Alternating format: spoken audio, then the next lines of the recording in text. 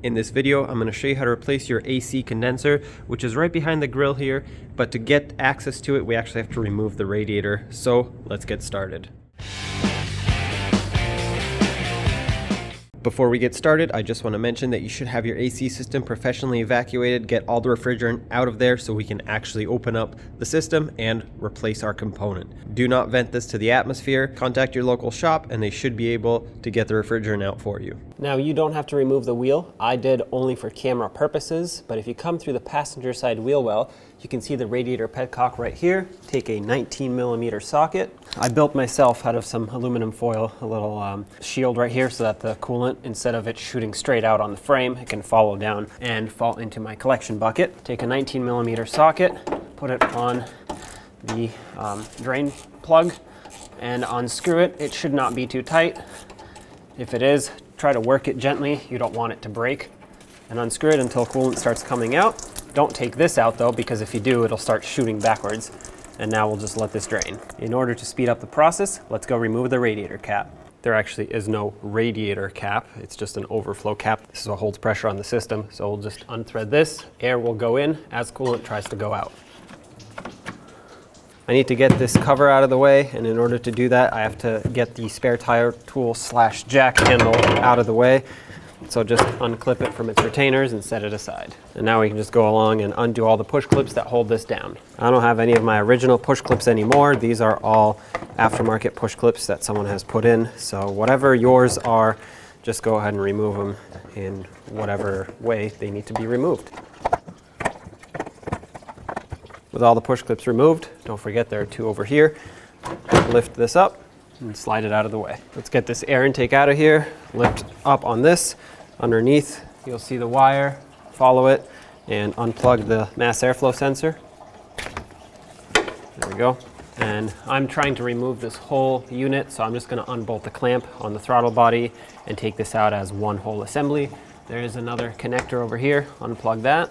And to actually get to the throttle body, I need to remove this cover, 3 8mm bolts.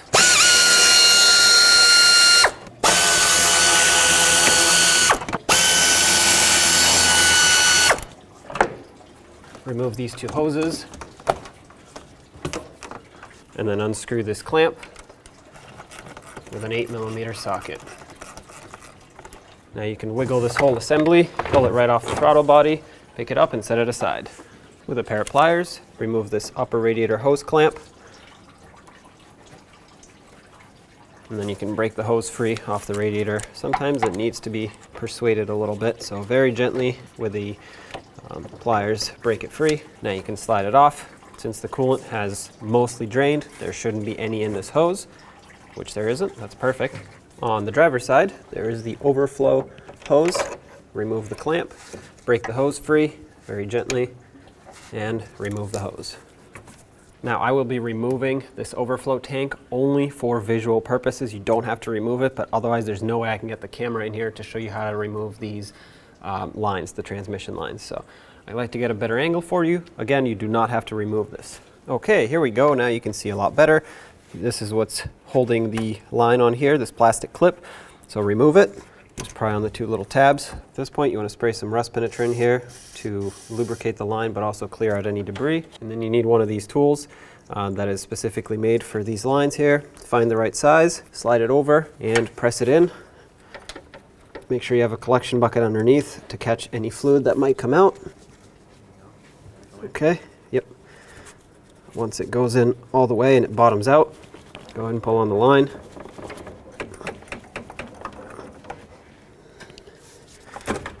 There we go. Take the line out, get your tool off, and then we'll do the same thing to the lower line, which is straight down. And with the line out of the way, you can remove this 8mm bolt that holds on the fan shroud. There's one on this side and then one on the other side, so do both. Now you can pull the shroud. At this point, you'll see that the fan shroud is missing as well as the fan. I only remove these for camera purposes so that I can actually get you a decent angle at what I'm doing. Otherwise, I would not have removed them, and I have done this job with both of these still in the car. All you have to do is just push the fan shroud out a little bit, and you have plenty of room to work with. The radiator slides straight up from its position. I'm going to go ahead and close my petcock so that it can stop dripping. Now I want to remove the lower radiator hose. I'm going to get my pliers in here. If you have a pair of hose clamp pliers, the special kind, might be more beneficial to use those just because it'll be easier. But as you can see, regular pliers work just as well. Just might be a little tougher to hold onto the clamp, seeing that it's at an angle here. Pull the clamp off, set it aside, and now let's get the hose off of the radiator. Give the hose a twist, pull it off of the radiator.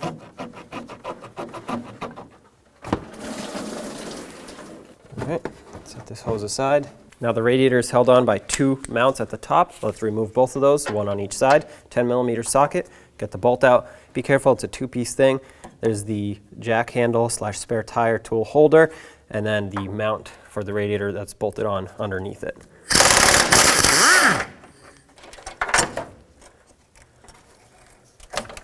Okay, this rubber got stuck on the radiator. I'm going to try and pull this off now. That way I have it for reinstallation. You'll have to reuse that piece. There we go. Take this out.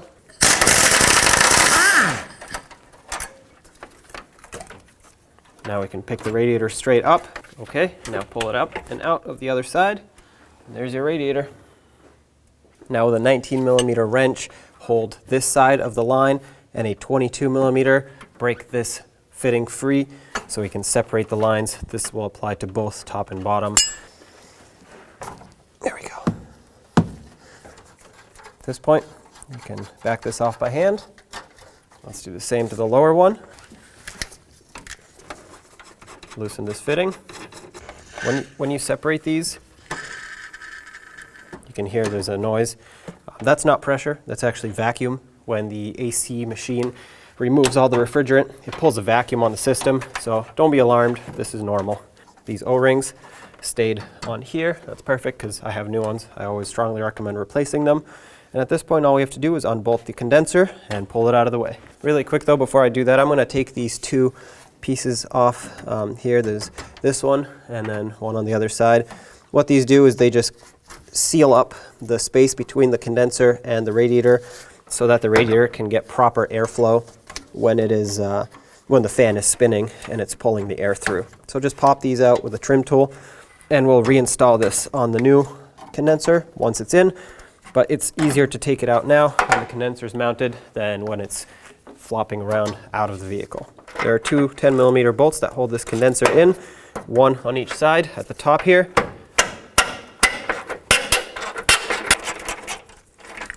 Once you remove them, this mount should come right off. And with the mounts off, the AC condenser should be ready to pull right up and out. And there it is. Take the new condenser, slide it down, line it up with the rubber mounts on the bottom, and once it falls down into place, just like this, let's put the mounts on the top so that we can secure it.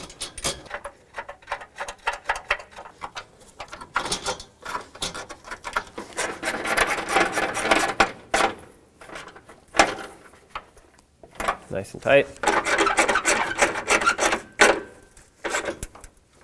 And now let's put on those two plastic side pieces before we forget. That way the radiator can have proper airflow.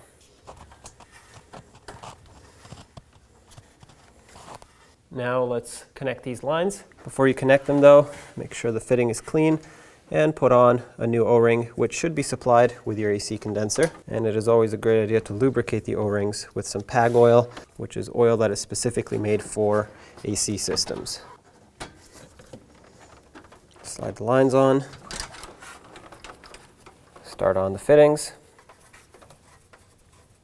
Let's snug these up. Don't go crazy tight on them because the O-ring is supposed to do the job. Here, you're not supposed to crush the fitting together. You're supposed to just snug it up so the O-ring can seal up. So that's perfect right there.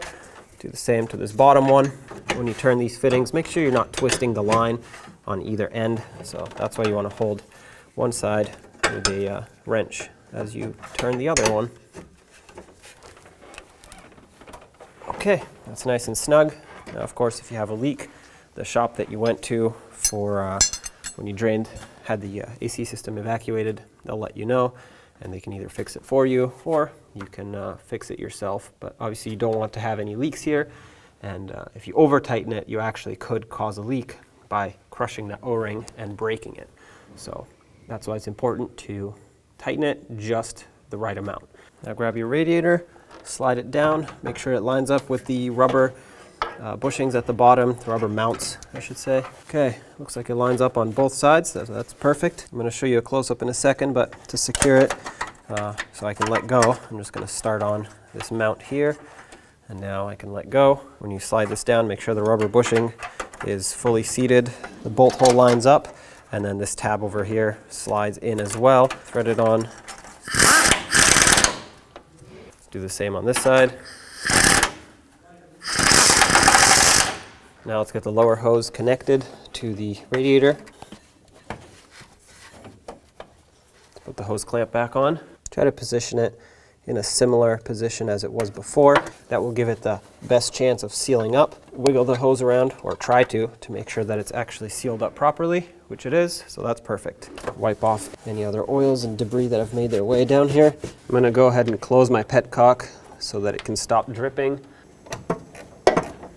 Nice and snug, but not too tight. It's just plastic. On the side here, make sure the fan shroud goes down into this hook on the radiator, on both sides that is. Mine did. Perfect. Now you can put in the transmission lines. Make sure that it snaps into place like that. Give it a tug to make sure it doesn't pop back out. Bring in the safety lock and lock it over like that. Now let's bolt up the fan shroud. Put in the two little 8mm headed bolts that held this on. There's one on each side.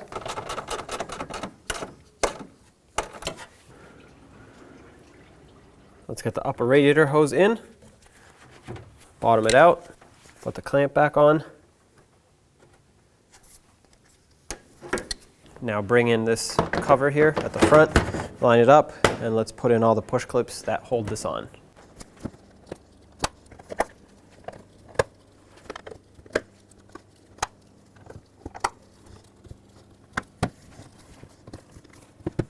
And don't forget to put back the spare tire tool.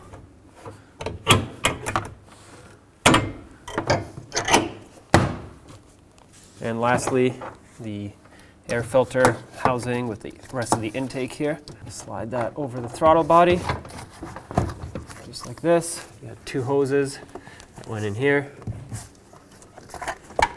Let's tighten up this clamp. Make sure this is pushed on all the way when you tighten the clamp. Nice and snug. These hoses are in. There's a wire here. Reconnect the sensor here. And on this side you have the mass airflow sensor. Reconnect that. Make sure it clicks. Secure the harness and secure the air filter housing.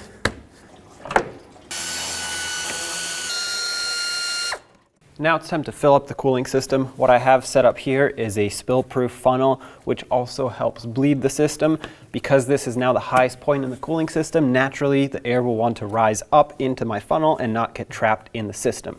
The only downside with doing this on this type of system is this overflow tank is also the filler, and it's not supposed to be full. If you fill this all the way up, you are way over full, and it's going to start spilling out once it warms up. So once you do fill this all the way up, if you choose to raise it up into the funnel, you want to make sure you drain some afterwards, either with a turkey baster or fluid extraction syringe, whatever you have, or just drain it out the radiator just a little bit. But there's a mark, which I'll show you in a second, and you don't want to be above that mark, otherwise you're overfull. So what I'm going to do here is just put in a little bit. Looks like this wasn't tight all the way. Make sure this is tight if you use this type of funnel, otherwise it'll leak out here as you do this. So now let's go ahead and put in the appropriate amount of coolant. It'll take about 2 gallons, maybe 2.5, depending on how much you drained. And if you don't know what kind of coolant to use, refer to your owner's manual and make sure you use the appropriate type. If you look closely, you can see right there, it says cold fill on the reservoir. That's exactly where you want to fill it up to. If you put a flashlight in either in the tank or to the side of it, you'll see the coolant line, the level, and just make sure you don't go past it unless you are actively trying to bleed it in your funnel here. So I actually filled mine right up to that fill mark. So now let me run you through the bleeding procedure. First, you want to wait for it to naturally stop bubbling. If it's still bubbling, just give it a minute. Wait for it to stop getting air out of the system. And once it has done that, let's jump inside and fire it up. All right, now with the key in the ignition, let's fire it up. Starts right up. That's perfect. Now, once it's turned on, let's turn on some heat here.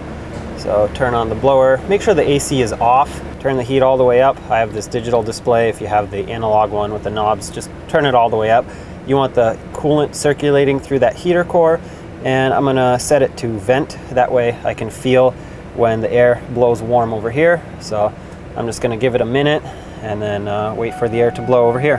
While it's warming up, pay attention to this temperature gauge and make sure it doesn't go above the halfway mark.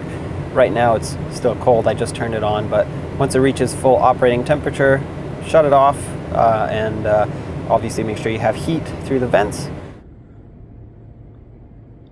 Now that the repair is complete, have a professional refill the AC system with the correct amount of refrigerant, otherwise it won't work properly.